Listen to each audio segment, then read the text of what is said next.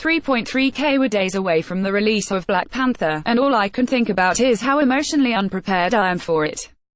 Common reasons for this include not having seen a movie with a black superhero lead in about 20 years. No, I am not counting Catwoman and Hancock, and the fact that my simultaneously Nigerian American and black American self is not ready to have my complex experience validated on screen. Another really big reason Black Panther is going to be an emotional rollercoaster is the number of dark-skinned black women who were cast front and center for this film. It doesn't seem like it would be a big deal, but it is, especially considering the uncomfortable relationship that we, black people both here and abroad, even in the motherland, have with the insidious force known as colorism. Colorism is defined as the discrimination, bias or prejudice leveled against folks with darker skin tones. And that phenomenon usually occurs among folks of the same racial or ethnic background. Even brown-skinned people, who fall somewhere in the middle of the spectrum from light-skinned and dark-skinned, are not spared from colorism. This is why Black Panther is sort of an anomaly. Based on everything we know about colorism, who it affects, and what exactly feeds into it, we wouldn't expect that many or really any dark-skinned and brown-skinned actresses would appear in Black Panther.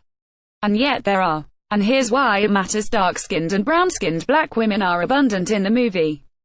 You can see it in the background characters, the promotional material, and in the much-talked about Dora Milaje, an elite team of female bodyguards that defer to our good King T'Challa, played by Chadwick Boseman.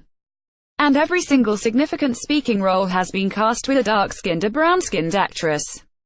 There's Letitia Wright as Princess Shuri, T'Challa's sister, Angela Bassett as Queen Ramonda, his mother's stepmother, Danai Gurira as Okoye, leader of the Dora Milaje, Florence Kasumba as an elite member of the Dora Milaje and the scene stealer that personally accompanied T'Challa to America in Captain America: Civil War, and Lupita Nyong'o as super spy Nakia, also a member of the Dora Milaje and T'Challa's love interest.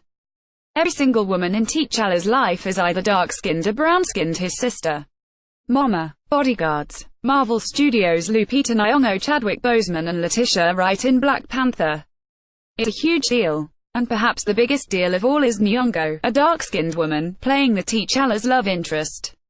I know many people in real life that have mothers, sisters and friends with skin darker than 100% cocoa, and who are the same hue themselves, yet wouldn't be caught dead getting romantically involved with a dark-skinned black woman. Some people proudly proclaim their affinity for red bones and disdain for dark meat. That kind of thinking, the abhorrence of dark-skinned women, is deeply entrenched in our culture. And if you don't believe me, a dark-skinned black woman, consider what Matthew Knowles, a dark-skinned black man, recently had to say on the matter. Knowles, the father of singers Beyoncé and Solange, says he was conditioned to only date white women or light-skinned black women who looked white.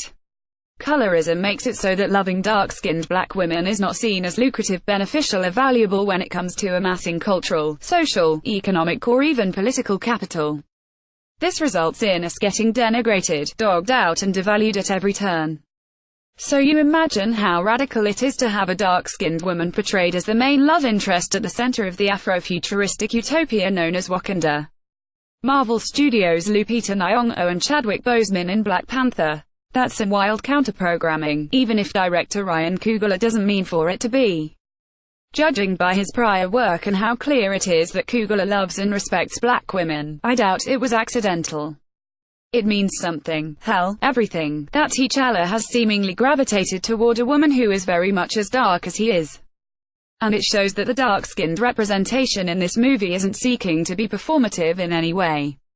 Which, again, is unheard of and highlights something else: any dark-skinned woman working in Hollywood right now could probably tell you how damn near impossible it is to get a role that is not rooted in a stereotype that is historically used to demonize dark-skinned black women. Think the Mammy, or the Sapphire, or the Jezebel. This phenomenon affects the superhero genre, too. The greatest example of this is the fact that Marvel's premier mutant weather goddess, Storm, has consistently been cast as a light-skinned black woman for the last 18-odd years. It's interesting because canon consistently renders her and her parents as dark-skinned, but every action portrayal is quite the opposite, first in the initial X-Men trilogy with Halle Berry and then again in X-Men Apocalypse with Alexandra Shipp. Reuters as Halle Berry as Storm in X-Men. This is not to detract from the actresses, especially Berry, as she was the first black woman to win an Oscar for Best Actress. But it gets dicier if you consider that Berry also starred as the titular anti-hero in 2005's Catwoman. This means that Berry has gotten to play, not one, but two black superheroines, one of whom she was miscast for due to that colorism factor. Of course, director Bryan Singer, a white man, is technically to blame for the gross colorism on display in the X-Men franchise, which is unsurprising as colorism is a byproduct of white supremacy, but we still have so much more to unpack when it comes to colorism in our own community. Especially if you consider the following: colorism not only rests on white supremacy, but also depends on us to uphold it like its law. Colorism, purposefully or not, is reinforced by our own media or art. I am constantly reminded of this with old favorites like the TV show Martin, or new favorites like Empire.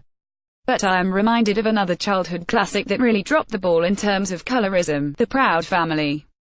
You can't mention The Proud Family to any millennial or Gen Xer without us going wild with nostalgia. That said, the show has always been as problematic as it is iconic. On one hand, the show had an extremely positive impact on black kids searching for themselves on the Disney Channel. And it routinely tackled tough subjects like the nuances of the civil rights movement, Islamophobia and interracial dating, and normalized black culture that was not taught to us in school like Kwanzaa. On the other hand, the show had some very disgusting issues with colorism. Prime examples of this include the classic trope of the bumbling, ugly, dark-skinned husband, Oscar, who just so happens to be married to his nigh-perfect and stunning light-skinned wife, Trudy. But the more problematic aspects of colorism in the show lie in the portrayal of Dejohn Jones and Sugar Momo as well. Dejohn fulfills the role of dark-skinned best friend to the light-skinned Penny Proud. She is louder and more uncouth than Penny. She is portrayed as the caretaker to her numerous and unruly siblings, as her parents are never around. And she is portrayed as romantically and sexually aggressive when it comes to her crush on Sticky. It's one thing to recognize colorism in white media, but another thing entirely when we perpetuate it but cannot seem to call it out in our own media. Is it that we don't recognize or realize it when we're doing it? Or is it that we simply don't give a damn? The optimist in me wants to give us all the benefit of the doubt, but the overly tired, dark-skinned realist in me knows that it is most likely the latter. Or maybe even a combination of both. Which is why Black Panther is such a head-turner. I doubt T'Challa Ashuri is going to give a 30-minute TED Talk on the dangers of colorism in the middle of the film, although I would pay top dollar to see that. But by having this many dark-skinned women centered in the film, Black Panther will not only attempt to represent a group of women that is historically disregarded in all forms of media, but it will also challenge any biases that people have against dark-skinned women. And maybe that's the point. Clarkisha Kent is a bled, a snark mage and a culture critic. She has written for The Root, The Establishment, Bet, Into, and, based on her superhero persona, her nemeses include Lena Dunham, Frank Grillo, and Taylor Swift. Opinion: why I'm raising money for black kids to see Black Panther. Opinion: black people need more representation and fewer representatives. Why it's important to celebrate the brilliance of Black glory this month. Download Clarkisha Kent, guest writer.